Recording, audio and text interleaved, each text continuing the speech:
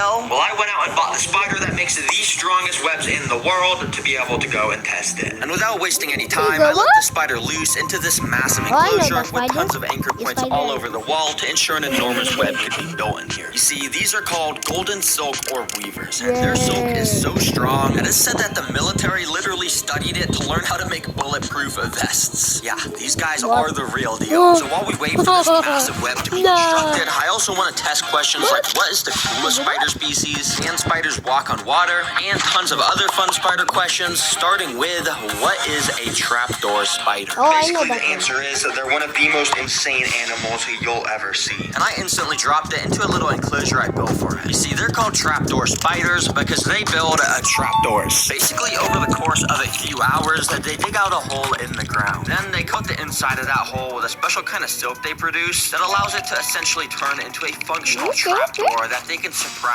prey with. And while I wasn't able to catch mine building the trapdoor, the next morning I came back to find this area looking pretty different. And based off of this suspicious moss and silk tripwires, I'm pretty sure the spider set up his trapdoor right here. So I suspect if I put a cricket in, the spider will jump out of the trapdoor to eat it. Immediately the cricket got to walking around. This enclosure isn't super big, so it wasn't long until the cricket was right next to the trapdoor. Now you see these silk lines. Like I said earlier, they are tripwires that are directly connected down to where the spider is located. So if something were to touch one of these tripwires, the spider would instantaneously know exactly where to strike. And well guys, it is insane to see this because like 20 seconds later, the cricket walked over the trapdoor onto the tripwire and the cricket is now just gone. Check out that instant replay. Oh my gosh. The fact that the spider is just born with the ability to know to do this is so insane. Yo, that's so crazy.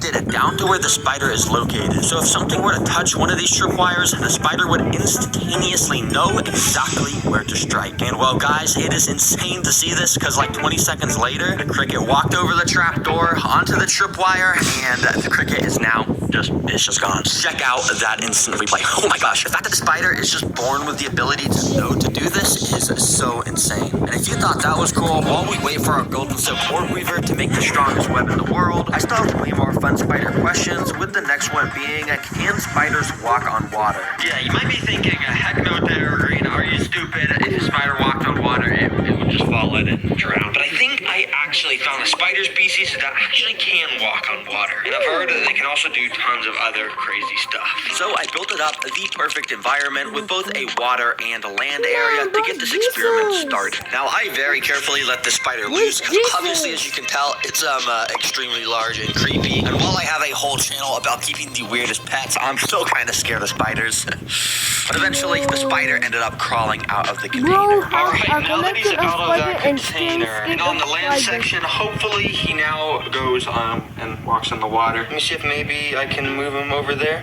I don't want to. Oh. He's doing it. Yep, and just like that, the spider started to defy the laws of physics, kinda. I know it looks like the spider is just sort of floating on top of the water, but it actually has completely perfect control to be able to walk around on top, just like it was solid ground. Yeah, it's actually insane, but these spiders are able to do this because of their legs, which are covered with these super tiny water-repellent hairs that make them buoyant on top of the water. But these guys didn't just evolve to walk on the water for nothing. They did it so they could hunt where no other spider could. While most normal spiders just sit on a web all day waiting for the prey to come to them, these guys are active hunters and instead are able to pick up the slightest vibrations in the water to know exactly where the stuff is to attack it. So I want to see if this fishing spider will try and dive under the water for some crickets. This should be very interesting. I've heard crickets are these guys' super favorite food, if that makes sense.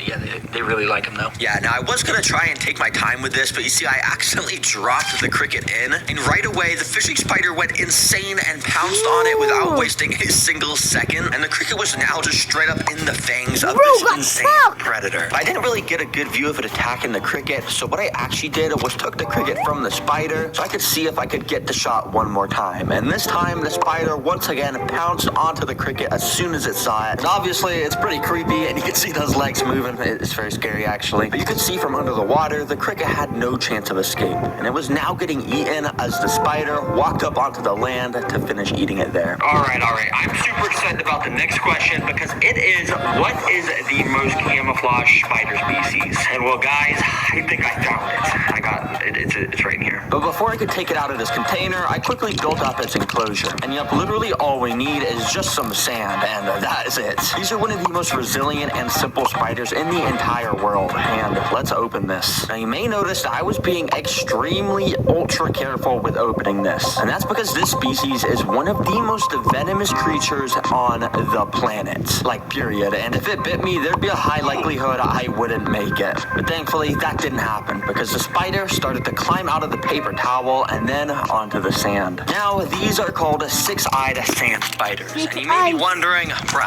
Theragreen, how the heck is this thing camouflaged at all? Well, you see, these guys are able to camouflage by doing this. Once they find a good spot where the sand is nice and loose, they start to kick sand on top of themselves and bury themselves under it to hide here for basically 99% of its life. Now, it may not technically be camouflage, but this ability does an amazing job at hiding it. And I mean, even its legs just look like tiny little sticks poking out the sand. This does not look like a spider. Unlike other predators that use their camouflage abilities to hunt, these...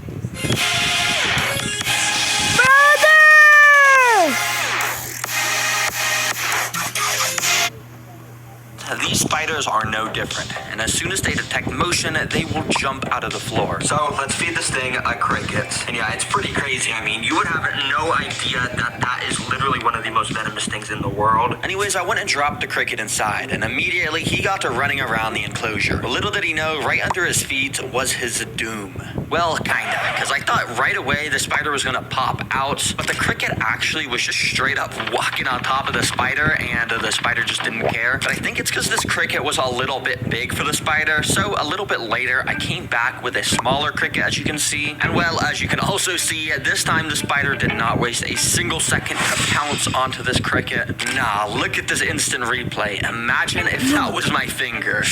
And well, I guess this spider is gonna enjoy his very tasty meal now.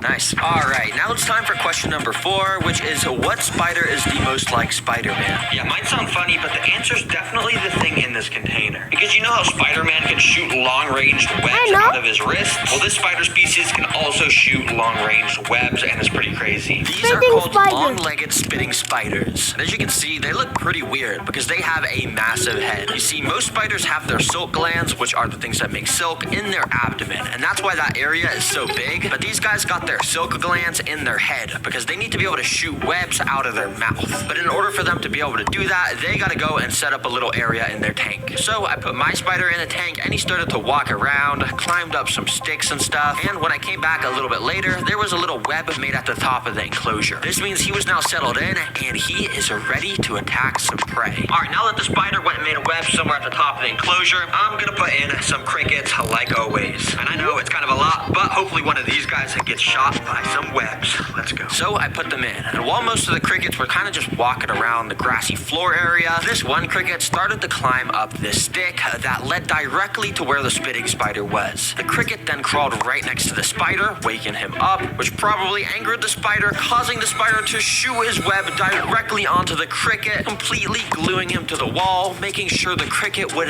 never be able to move again. You see, not only does this web shot completely immobilize the prey, just like Spider-Man can do, but also because the web shots come from the head, it's infused with the spider's venom, meaning the web that's covering this cricket's body is seeping venom into it, which makes it even easier for the spider to consume it. And as you can see, that's exactly what the spider did. Very nice. Now the next question is, what is the cutest spider in the world? Yes, there's a good reason I'm testing this. You'll see what I mean. But anyways, I got the cutest spider right in here. They're called jumping spiders, and I mean, just look at them. While every other spider is evil and just straight up nasty looking, these guys are super fluffy, and they got all these little cute eyes, arms, and everything about them is just lovely. Oh my gosh, they're so cute. In fact, these spiders are so cute, they literally made an entire animated show about them called Lucas the Spider. And dang, this is pretty entertaining, but also it's not very accurate because if this is real, the spider would definitely be eating the fly. Because even though these guys are so cute, they're called jumping spiders because of their insane ability to jump towards prey and eat them whole. Yeah, they probably aren't so cute to the prey. So you already know, I got a little home built for this guy. I went and put him inside, and I got out a cricket to feed him. Yeah, but this cricket is pretty big for the jumping spider, so if it's able to eat this thing, that will just show how insane they are despite being super duper cute. Now what I did was immediately showed the jumping spider the cricket to let him know it was feeding time. And while I was showing it to him, you could see he was actually being pretty nice and wasn't just straight up attacking it. Actually, was kind of backing off. So I decided to let the cricket loose, and a little later, I noticed the cricket was standing literally right next to the spider. And yeah, the jumping spider just wasn't eating it for some reason. Dang, maybe that little animation I was watching was accurate. Maybe jumping spiders are actually very friendly. Or maybe mine was just not hungry right now. Actually, that probably is what it is. I think I'm just gonna leave that cricket in there, so when the jumping spider gets hungry, it will do that, basically. Yeah, as you can tell in this footage, it's pretty cool to watch them eat. But anyways, the real reason why I wanted to get the cutest spider in the world is because many of you know that my mom is absolutely petrified of spiders. Spiders! And you! God. Yeah, one time I showed her a tarantula and she was just not happy. Man.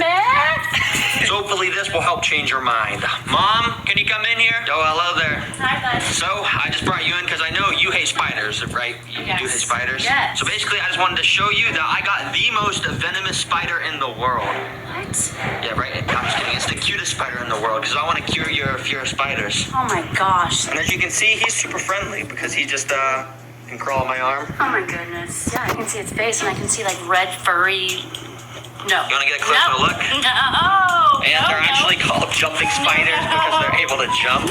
What? Hopefully he doesn't jump on you. No. I'm just gonna go and put him back inside of his home. There you go. Okay, so did that cure your fear of spiders? Ooh, absolutely not. Oh, dang. Well, I guess it was worth a shot. One day I will cure her fear of spiders. But anyways, now it's time to test the final question. How much weight can a spider web hold? So if you remember, I went and put that spider inside of this massive enclosure. And for me, that was about a week ago. And since putting the spider inside of here, all he's pretty much done is spun some web at the back left corner and the back right corner. And yeah, he hasn't made a massive web in the middle. You see, spiders that make massive webs like this can take weeks in captivity to feel comfortable enough to do it. Just because the environment is totally different from the wild. Now, I usually would just keep waiting, but I had a flight to catch in 2 days to record another banger video for you guys. So instead, to be able to answer this question, the next morning I had to drive out to a trail bright and early in the morning to be able to find some spider web